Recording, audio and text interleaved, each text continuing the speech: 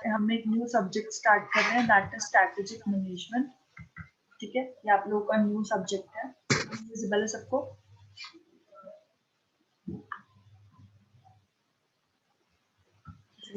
सबसे पहले मुझे सब लोग बताएंगे व्हाट इज मैनेजमेंट।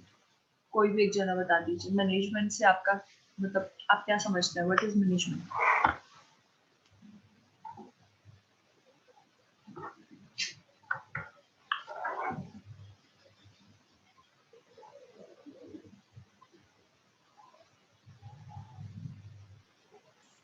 हाँ जी, मैनेजमेंट क्या होती है?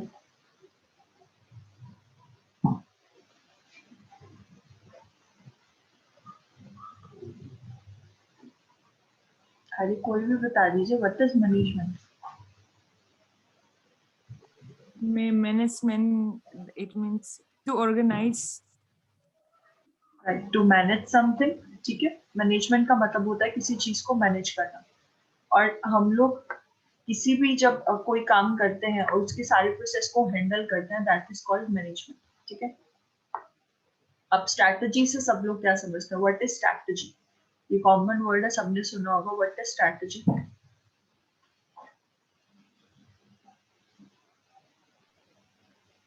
What is strategy? Ma'am, it's a plan. Plan? Which kind of plan? Strategy word क्यों लिया गया? हमें सिर्फ अगर प्लान ही बनाना था तो फिर स्ट्रैटेजी वर्ड क्यों यूज किया गया? ओके, मैं बताती हूँ। स्ट्रैटेजी बेसिकली होता है आपका प्लानिंग ही होती है, but to achieve a particular objective of organisation. ठीक है, जब आप अपनी ऑर्गेनाइजेशन के किसी ऑब्जेक्टिव को अचीव करने के लिए कुछ प्लानिंग करते हो, कोई स्ट्रैटेजी बनाते हो step by step, that is called strategy. अब वर्ड टू वर्ड की बात करते हैं।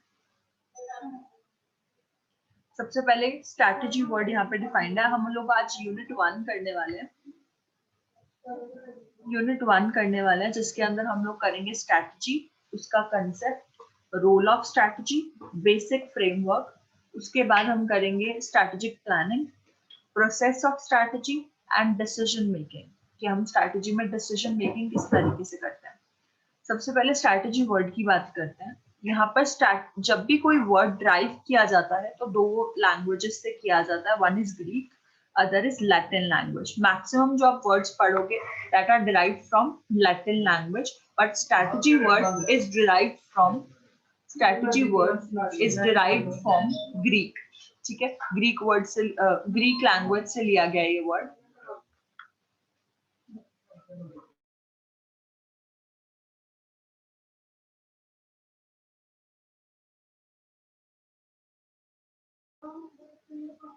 ओके, स्ट्रैटेजी हमारी यहाँ पर ग्रीक लैंग्वेज से लिया गया है, विच इज वर्ड स्ट्रैटेजोस। ठीक है, हम लोग यहाँ पे स्ट्रैटेजोस वर्ड ले रहे हैं ग्रीक से, जिससे कि इंग्लिश में ये वर्ड ड्राइव किया गया है स्ट्रैटेजी। अब इस स्ट्रैटेजोस वर्ड का मतलब क्या होता है? सबसे पहले स्टैटस। Status means army. जब आप कोई आपकी किसी आर्मी को ग्रीक में स्टैटस वर्ड बोलकर बोलते हैं कि उनकी साइड पॉइंट आउट किया जाता है, तो स्टैटस वर्ड बोलते हैं। एंड एगो मीन्स टू मूविंग और लीडिंग। ठीक है, जब आप अपनी आर्मी को लीड कर रहे हैं, मूव कर रहे हैं, वो किसी पर्टिकुलर स्ट्रैटेजी के थ्रू किया जाता है, तो वहां पर ये वर्ड यूज किया जाता है स्ट्रैटेजीज। अब यहाँ पे स्ट्रैटेजी का बेसिक जो मतलब है, that is strategy is a action that manager takes to attain one or more of organisation गोल। जब एक मैनेजर कुछ एक्शंस लेता है, कुछ प्लान करता है to achieve one or more organisation गोल, तो वो स्ट्रैटेजी कहलाती है। ठीक है, यहाँ तक क्लियर है सबको? स्ट्रैटेजी क्या होती है, क्लियर है? अब फीचर्स ऑफ स्ट्रैटेजी पढ़ते हैं कि स्ट्रैटेजी के फीचर्स क्या क्या हैं।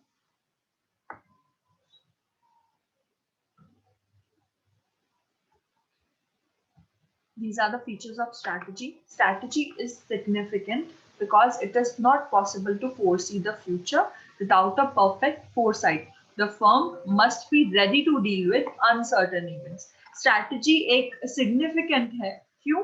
क्योंकि हमारे लिए possible नहीं होता है फ्यूचर को जज करना, क्योंकि फ्यूचर जो है वो अनसर्टन होता है। बट स्ट्रैटेजी के थ्रू हम लोग खुद को थोड़ा बहुत प्रिपेयर कर सकते हैं हमारे अनसर्टेन इवेंट्स के लिए जो भी फ्यूचर में अकर होने वाले हैं, ताकि हम लोग उस टाइम पे एकदम से सरप्राइज ना हो और हमारा काम भी अच्छे से चलता रहे। एंड सेकेंडली स्ट्रैटेजी का फीचर है strategy deals with long term development. आप जो भी बिजनेस करते हैं वो लॉन्ग टर्म के लिए करते हैं और स्ट्रैटेजी आपकी लॉन्ग टर्म डिसीजंस के साथ डील करता है, ठीक है, आपके रूटीन ऑपरेशंस को इफेक्ट करता है but to get a long-term objective. Third point, strategy is created to take into account the probable behavior of customers and competitors. Strategy आप किस तरीके से strategy बनाते हैं? आप strategy बनाते हैं on the basis of customers कि हमारे customers किस तरीके के हैं और future में कैसे होने वाले हैं, और competitors कि हमारे competitors क्या करने वाले हैं future में। उस basis पे आप अपनी counter strategy बनाते हैं, ठीक है। उसके बाद हम लोग करने वाले हैं what is strategic planning. Strategic planning क्या होती है? ओके, प्लानिंग बताइए क्या होती है? जनरल सेंस में प्लानिंग का मतलब क्या होता है?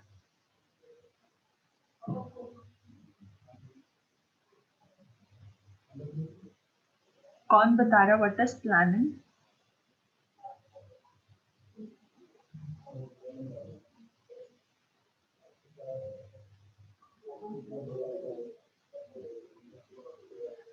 क्या सब लोग क्लास में हैं? जी ma'am. Then what is planning? कुछ चीज बनाने के आगे जो डिसीजन लेते हैं ना मैम, उसको बोल। जब आप कुछ प्लान करते हो और उस प्लान करने की प्रोसेस को प्लानिंग कहा जाता है, ठीक है। अब स्ट्रैटेजिक प्लानिंग की बात करें, strategic planning is organisation's process to define its strategy or directions and make decision on allocating its resources to pursue this strategy. Strategy planning होती है, सबसे पहले आप स्ट्रैटेजी डिफाइन करते हो कि हमारी स्ट्रैटेजी रहने क्या वाली है, फिर उस स्ट्रैटेजी को इम्प्लीमेंट कराते हो अपने वर्किंग स्टाफ को डायरेक्शंस देकर, देन एट द एंड आप एक डिसीजन लेते हो कि आप इस स्ट्रैटेजी को इम्प्लीमेंट करने के लिए कितने सारे जो भी हैं मतलब आप कितना ज्यादा इन्वेस्ट करने वाले हो, मतलब आपके कौन से रिसोर्सेज को आप यूज करोगे, कितना यूज करोगे इस पर्टिकुलर स्ट्रैटेजी को इम्प्लीमेंट करके अपना गोल अचीव करने के लिए। This is called strategy planning, ठीक है। जब आपकी ऑर्गेनाइजेशन में प्रोसेस होता है to define a strategy, to direct the working staff related to that strategy and then make decisions that how much resources you are going to allocate on this particular strategy, ठीक है। अब बारी आती है what is steps for decision making। आपके decision making steps कौन कौन से होते हैं? 5 steps होंगे। सबसे पहले है define the problem, then gather information, develop and evaluate options, choose the best action and then implement and monitor the decision। अब हम एक एक करके सारे के सारे स्टेप्स को डीपली स्टडी करेंगे। First is define the problem. सबसे पहले आपको पता होना चाहिए कि आपकी मेन प्रॉब्लम है क्या, आप किस प्रॉब्लम के लिए स्ट्रैटेजी बनाना चाह रहे हो। आपकी सेल्स कम हो गई है, आप अपने बिजनेस को फ्लरिश करना चाहते हो, प्रॉफिट बढ़ाना चाहते हो, या फिर अपनी न्यू ब्रांचेस खोलना चाहते हो, तो ये सब चीजें इसके अंदर आती हैं। आप डिफाइन करते हो आपकी प्रॉब्लम क्या है और उस प्रॉब्लम को फाइंड आउट करने के लिए आप खुद से कुछ क्वेश्चंस पूछते हो, ठीक है। ये क्वेश्चंस है यहाँ पर दैट व्हाट इज प्रॉब्लम। आपका फर्स्ट क्वेश्चन विल बी कि आपकी प्रॉब्लम है क्या, किस चीज की वजह से आप ये जो भी है स्ट्रैटेजी बना रहे हैं। तो सेकंड, क्या आप उसे सॉल्व कर सकते हैं, कैन इट बी सॉल्व। जो भी आपको प्रॉब्लम मिली है जिस वजह से आपको स्ट्रैटेजी बनानी पड़ रही है, क्या आप उसे स्ट्रैटेजी के थ्रू सॉल्व कर पाएंगे, और जो आपको प्रॉब्लम मिली है वो रियल प्रॉब्लम है या फिर एक मेन प्रॉब्लम का सिर्फ एक सिम्टम है, ये चीज भी आपको फाइंड आउट करनी है। Okay, does it need immediate attention और कैन वी वेट। इसके बाद आप पूछते हो खुद से दैट क्या इस प्रॉब्लम को सॉल्व करने के लिए अभी इमीडिएट एक्शन की जरूरत है या फिर हम थोड़ा वेट करके थोड़ा टाइम देकर इसको सॉर्ट आउट कर सकते हैं। देन आप ये भी सोच सकते हो कि क्या ये प्रॉब्लम खुद से सॉल्व हो जाएगी, हो सकता है हमें कोई स्ट्रैटेजी बनानी ही ना पड़े, छोटा सा स्विंग हो और वो खुद ब खुद ठीक हो जाए। और at the end can be risk to ignore it. और आप फिर खुद से ये भी पूछोगे कि क्या मैं इस प्रॉब्लम को इग्नोर करने का रिस्क ले सकता हूँ या ले सकती हूँ, ठीक है। Then what is my objective. क्या आपका ऑब्जेक्टिव इस स्ट्रैटेजी से इफेक्ट होने वाला है, क्या ये प्रॉब्लम आपके ऑब्जेक्टिव को बहुत ज्यादा इफेक्ट कर रही है, और at the end what to be accomplished by the decision, कि आपने जो डिसीजन लिया है आपको एट द एंड रिजल्ट क्या मिला है, कि प्रॉब्लम ये जो ऊपर आपने क्वेश्चंस पूछे इन सब क्वेश्चन से आपको एट द एंड रिजल्ट क्या मिला। फर्स्ट पॉइंट क्लियर है, defining the problem. First point सबको क्लियर है? Yes ma'am.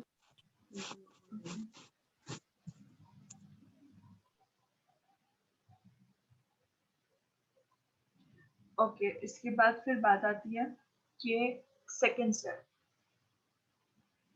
That is gathering information, कि आप इंफॉर्मेशन गैदर करेंगे।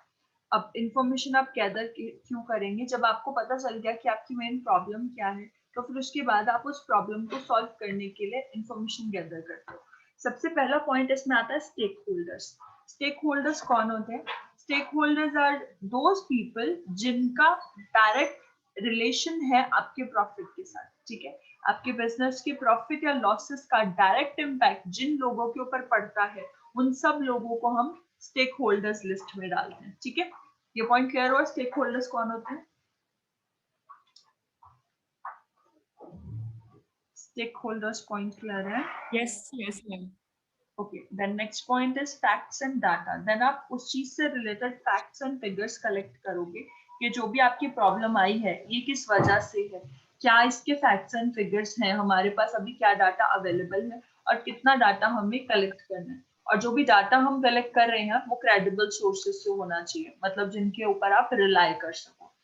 देन आप कॉन्स्टेंट्स फाइंड आउट करोगे कि ये जो प्रॉब्लम आ रही है ये किस रीजन से आ रही है। आपके पास फंडिंग की कमी हो रही है, आपको रिसोर्सेज कम पड़ रहे हैं, या फिर आपके आसपास के जो कस्टमर्स हैं उन्हें आपका प्रोडक्ट पसंद नहीं आ रहा, तो आप बेसिकली कॉन्स्टेंट फाइंड आउट करोगे, मेन रीजन फाइंड आउट करोगे।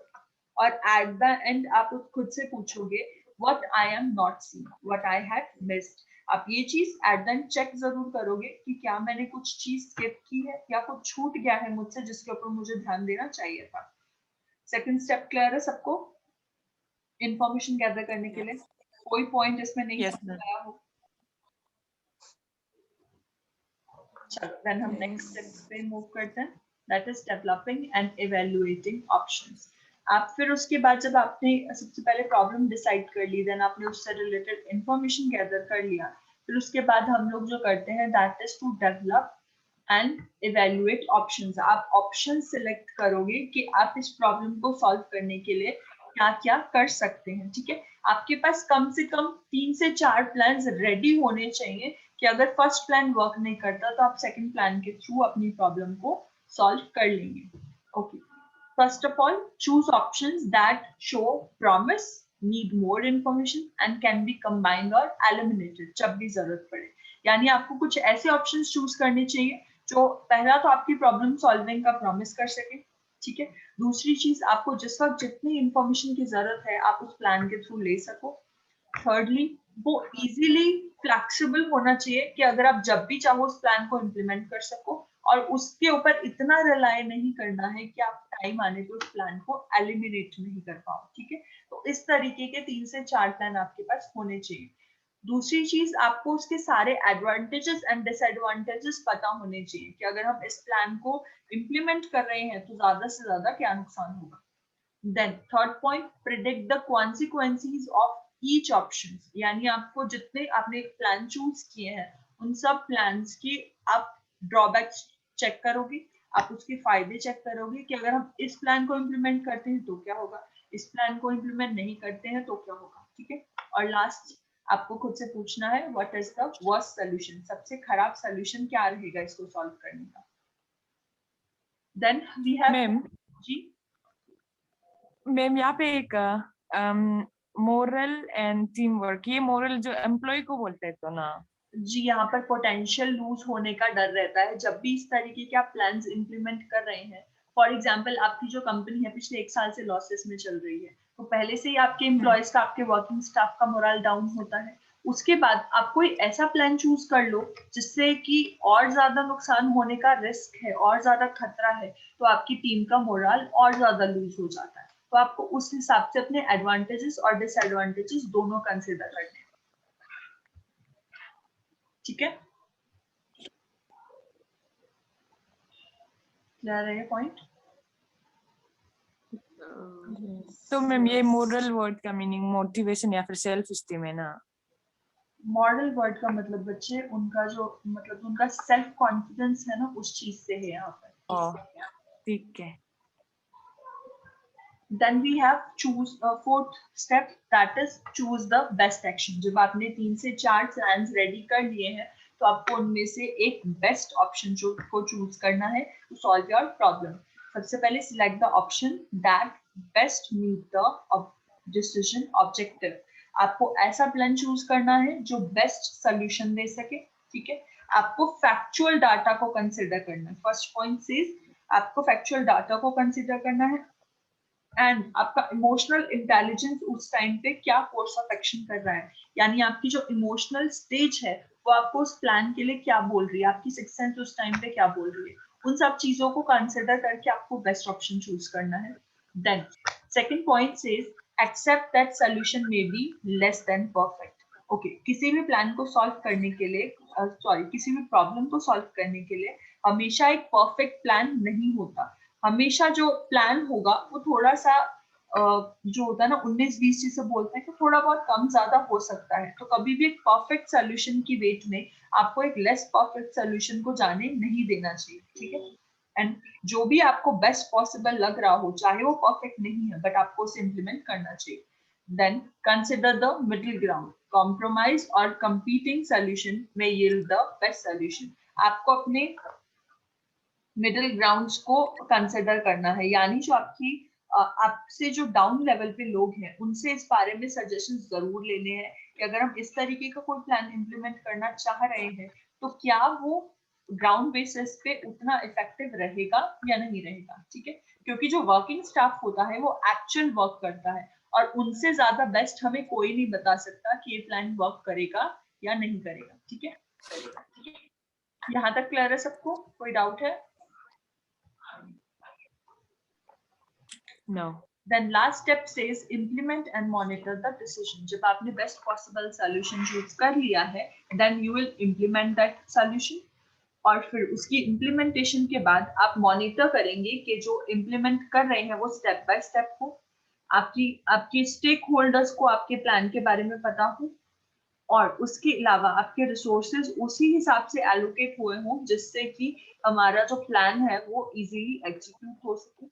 आप टाइमलाइन डिसाइड करेंगे कि इतने टाइम के अंदर हमें इससे प्रॉपर इम्प्लीमेंटेशन देना है। जैसे हमारी न्यू एजुकेशन पॉलिसी आई है, वो पॉलिसी आने के बाद भी ये बोला गया है कि उस पॉलिसी को प्रॉपरली एग्जीक्यूट 2022 तक किया जाएगा। ठीक है, तो वो एक स्ट्रैटेजी लाई जरूर गई है बट उसका टाइमलाइन जो इम्प्लीमेंटेशन का डिसाइड किया गया है दैट इज 2 years। ठीक है, 2021 में आई है वो, अब से एग्जीक्यूट होना स्टार्ट हुई है और 2022 तक एग्जीक्यूट प्रॉपर होगी। ठीक है, तो आपको हर एक स्ट्रेटजी का टाइमलाइन डिसाइड करना चाहिए एंड फिर उसके बाद आप मेजर करेंगे कि जो भी हमने प्लान किया था वो जब एग्जीक्यूट हो रहा है तो क्या उससे हमारा ऑब्जेक्टिव अचीव हो रहा है या नहीं हो रहा है। ठीक है, ये प्रोसेस क्लियर है?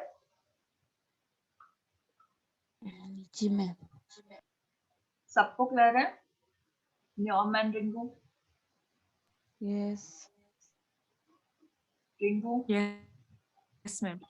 ओके, देन नेक्स्ट टॉपिक हमारा छोटा सा है, ये थोड़ा ज्यादा लंबा टॉपिक है बट मैं सिर्फ आपको थोड़ा आज ओवरव्यू दूंगी, देन हम नेक्स्ट क्लास में कंटिन्यू करेंगे। This is corporate and business strategy. अब स्ट्रेटजी दो तरीके की है, एक कॉर्पोरेट स्ट्रेटजी और एक बिजनेस स्ट्रेटजी। अब इन दोनों में एक छोटा बेसिक डिफरेंस है, ज्यादा कोई बहुत बड़ा फर्क नहीं है, होती दोनों आपकी कंपनी के लिए ही है। सबसे पहले कॉर्पोरेट स्ट्रेटजी के लिए इस डायग्राम में लिखा गया है what business or businesses should we be in, कि हमें सबसे पहले इस तरीके की स्ट्रेटजीज में हम डिसाइड करते हैं कि किस तरीके के बिजनेस में हमें डील करना है।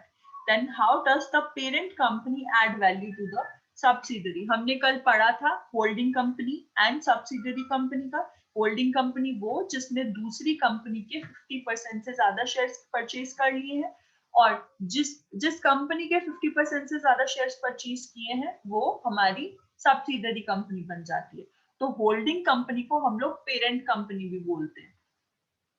अब यहाँ पर बात हो रही है कॉर्पोरेट स्ट्रैटेजी की। जब भी एक सब्सिडरी है तो हम लोग चेक करेंगे कि उस सब्सिडरी कंपनी के अंदर जो भी डिसीजन लिए जाएंगे तो उसके ऊपर हमारी पेरेंट कंपनी किस तरीके से वैल्यू एडिशन कर सकती है, ठीक है, हमारी होल्डिंग कंपनी कैसे सब्सिडरी कंपनी को हेल्प कर सकती है to grow. Next is how does being in one business help us complete in other business, कि एक बिजनेस में काम करते करते हम दूसरे बिजनेस के अंदर किस तरीके से डील कर सकते हैं। फॉर एग्जाम्पल जैसे नेस्ले की बात हुई थी, नेस्ले बहुत सारे प्रोडक्ट्स में डील करती है, राइट, नेस्ले की चॉकलेट्स भी है, नेस्ले की कॉफी भी है एंड नेस्ले के बाकी प्रोडक्ट्स भी हैं। तो आप एक पर्टिकुलर बिजनेस में काम करते करते बाकी बिजनेसेस के अंदर किस तरीके से जा सकते हैं, वो सब कॉर्पोरेट स्ट्रैटेजी के अंदर आता है। रही बात बिजनेस स्ट्रैटेजी की, तो इसके अंदर सिर्फ एक चीज है, हाउ शुड बी कम्पीट, कि हमें किस तरीके से अपने कॉम्पिटिटर्स के साथ डील करना है, ठीक है, इसके अंदर सिर्फ इतना ही। यहाँ तक जो पढ़ाया है वो क्लियर है सबको? Yes ma'am. Yes. ओके जी, आज के लिए